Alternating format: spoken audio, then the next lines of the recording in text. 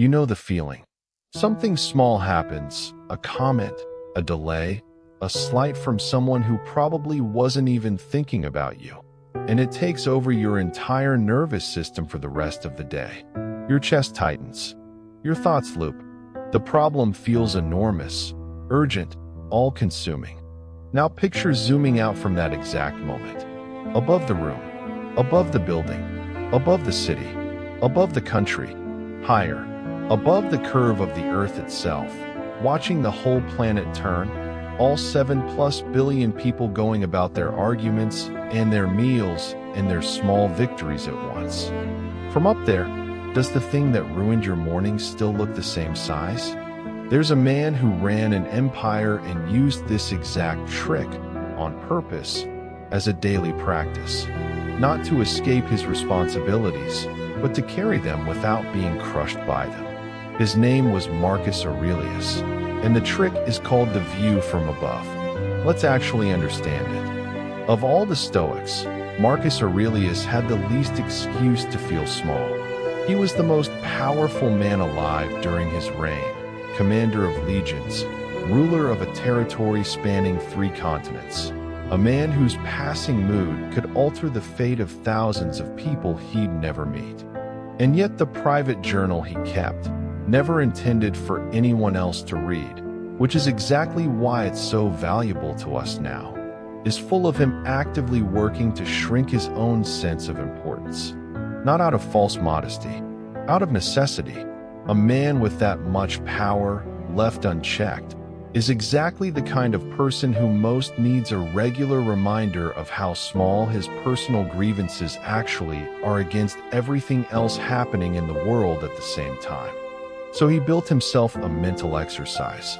Whenever a problem, an insult, or a rival started to feel oversized in his mind, he would deliberately imagine looking down on human affairs from far above, not metaphorically distant, but as literally as his imagination could manage. Armies, marriages, divorces, births, deaths, courtroom disputes, harvests, festivals, funerals, all of it happening at once, all of it tangled together into a single moving pattern, viewed from a height where no individual event stood out as more urgent than any other. He was borrowing this move directly from Plato, and he knew it. He even credits the idea explicitly in his own writing. This wasn't an original Marcus Aurelius invention. It was already a known philosophical technique he adopted and sharpened for his own use, under enormous daily pressure.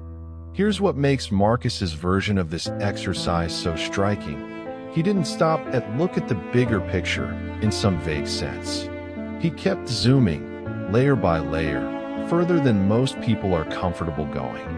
First, zoom out from the room to the city, then from the city to the country, then from the country to the whole earth, watching it, in his words, as a single small clod of dirt that we happen to be crawling across. Then further still, out to the stars themselves, imagining running alongside them, dwelling on their beauty, letting the sheer scale of that image dwarf whatever had felt so pressing a few minutes earlier. And then, on top of the spatial zoom, he added a second axis, time. Not just how small is my problem in this huge universe, but how small is my entire lifetime in the huge span of time. He reminds himself, at one point, of how tiny a fragment of endless time has been given to any one person, and how quickly it will be swept past and forgotten, like everything else that came before it. Put those 2 zooms together, vast space, vast time, and you get something close to what modern astronauts describe after seeing Earth from orbit for the first time. There's an actual name for that experience now, the overview effect.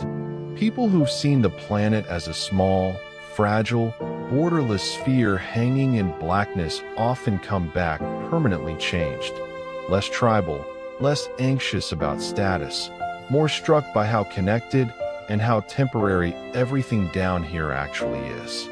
Marcus never left the ground. He got there with pure imagination, deliberately practiced, centuries before anyone had a spacecraft to do it for real. I want to head off the obvious misreading here, because it's an easy one to fall into. This can sound like a fancy way of saying, don't sweat the small stuff, or nothing matters, so why care? A kind of philosophical shrug. That's not what's happening. The view from above doesn't argue that your problems are fake or that your responsibilities don't matter.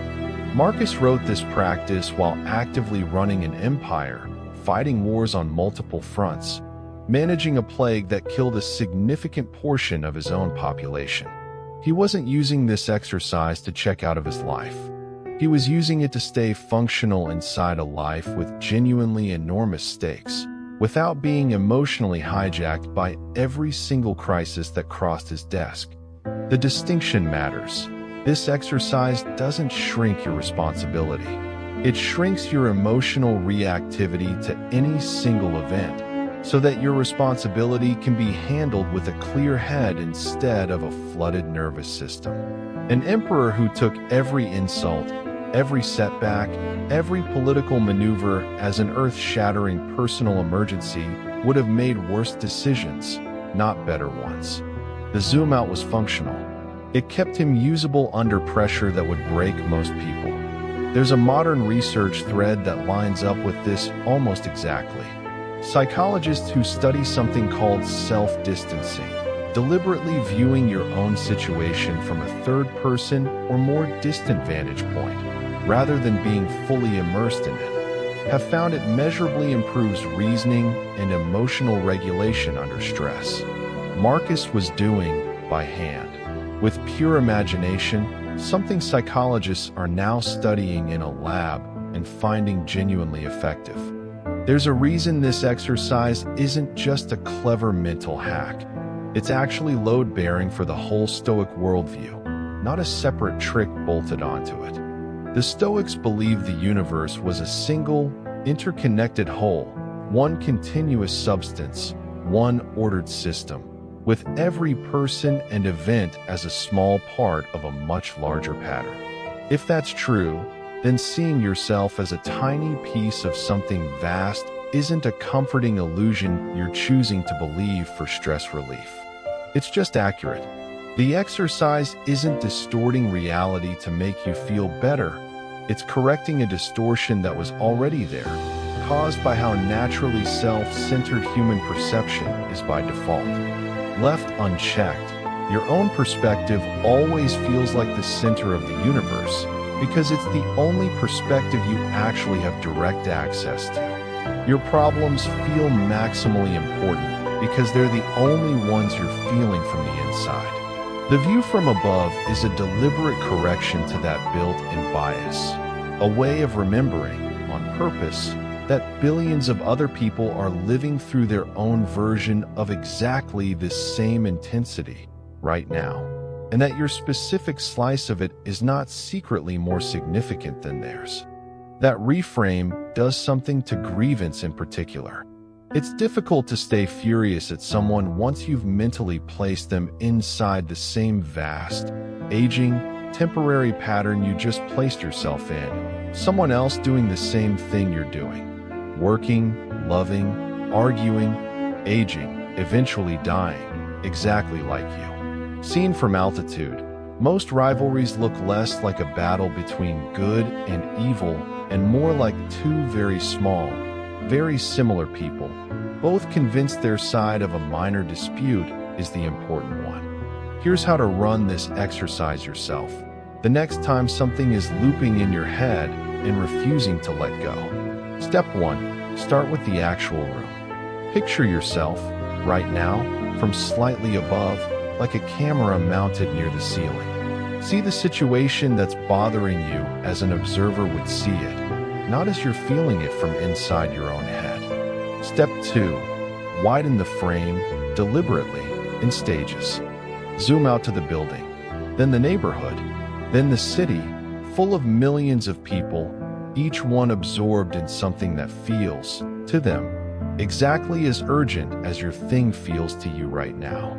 Keep going. The country, the continent, the curve of the planet itself, turning slowly in space, carrying all of this at once. Step 3. Add the second axis, time. Once you've widened the space, widen the timeline too. This event, whatever it is, will be forgotten by you within a year, let alone by history. Picture the people who lived through their own version of this exact intensity 100 years ago, 1,000 years ago. Nearly all of it now unrecorded, unremembered, and yet it felt, to them, exactly as consuming as this feels to you. Step 4. Come back down, on purpose, not by accident. This is the step people skip. The exercise isn't meant to leave you floating in cosmic detachment forever. It's meant to reset your emotional scale and then bring you back to the actual problem with a steadier hand. Marcus didn't stay in orbit. He came back down and ruled an empire. Use the zoom out, then return to what's actually in front of you, smaller now, and handle it. One caution worth naming directly. This exercise is excellent for shrinking ego, grievance, and status anxiety. The arguments, the slights, the comparisons. It is not a tool for minimizing genuine grief or trauma, and using it that way can come across as cold or dismissive, both to yourself and to anyone you might offer it to. If a friend just lost someone they loved, telling them to zoom out and see how small it is in the grand scheme of things isn't Stoic wisdom. It's just an insult wearing philosophy as a costume. Marcus himself buried several of his own children and never wrote that their deaths were small. He used this practice on his temper, his pride, his political frustrations, not as a blanket tool to shrink every form of human pain into insignificance. Know which problem you're pointing this at before you use it. What's easy to miss about this exercise is that it was never really about the stars, or the size of the earth, or how quickly everyone gets forgotten. Those were just the latter. The actual destination was always back down here, in the room, with a clearer head than you had 5 minutes earlier. Marcus didn't run his empire from orbit. He ran it from the ground, the same ground you're standing on, carrying the same kind of small daily aggravations everyone carries. He just had a reliable way of putting them back in proportion before they got to decide how he acted. That's a tool worth having on a bad Tuesday. Not to make anything smaller than it is, just to see it at the size it actually was the whole time.